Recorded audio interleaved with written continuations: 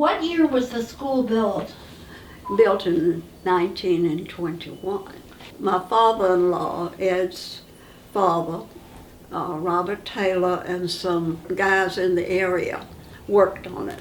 It was well built, great big front porch with columns, and we enjoyed that in the rain. We could go out on the porch. Well, it was quite large. It had the porch across the front, and in the vestibule it had water fountains and basins on each side, which you couldn't get water a lot of times in the summer because of so many people being on the spring.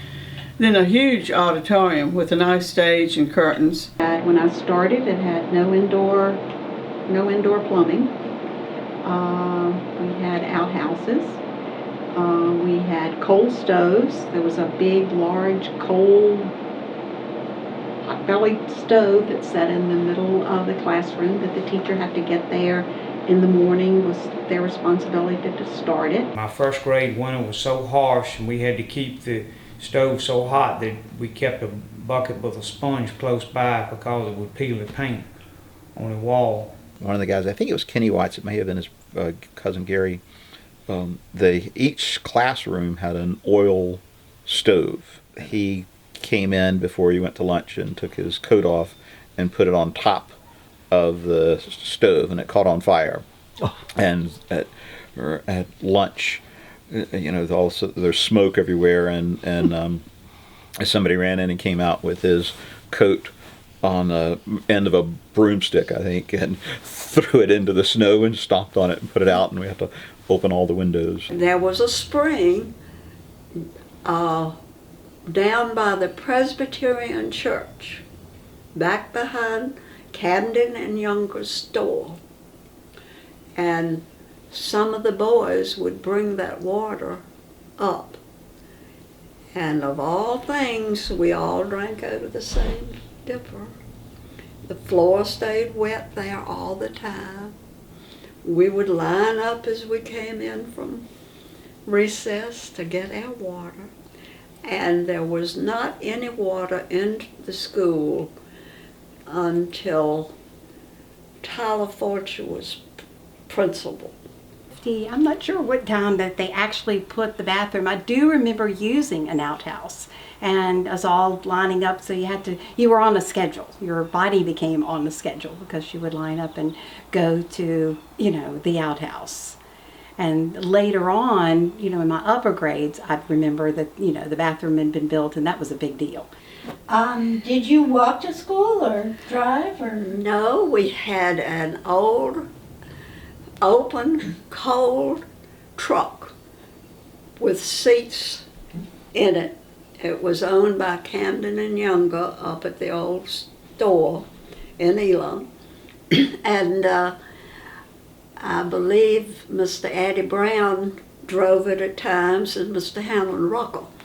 And it had like tarpaulin or something on the side of it to hang down to keep the wind and the cold out.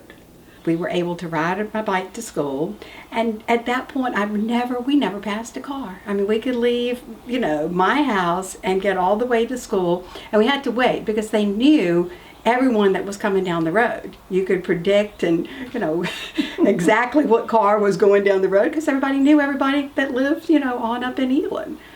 Miss Ethel Tinsley taught first and second grade, and she was also the principal after Mr. Fulcher left.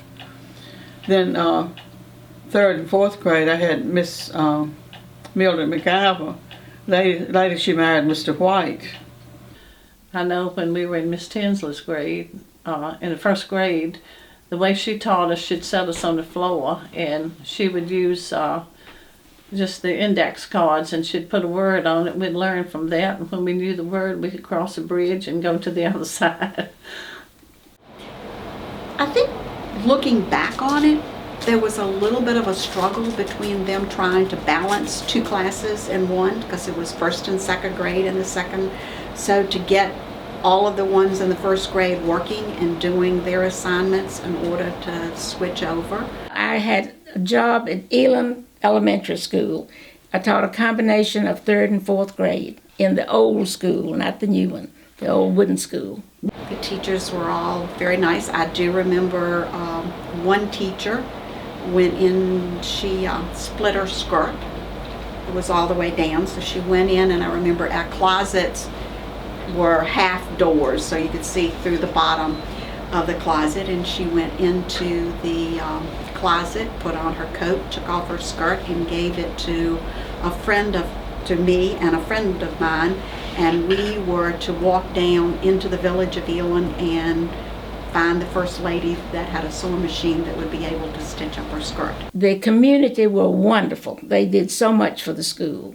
And we had a cafeteria, and we always put on an operetta every spring. You did? Yes, we did. What operettas did you do? Oh, we had Tom Sawyer. I remember that one. And I can't think, what was the other one we did? But it was something that the young children would be interested in. I was the little girl that was set up on the desk and got the calendar sheet. For some reason, that was a big deal. At the end of the month, the teacher would tear off the calendar sheet and give it to certain students. And I seemed to be one of those students that got the calendar sheet.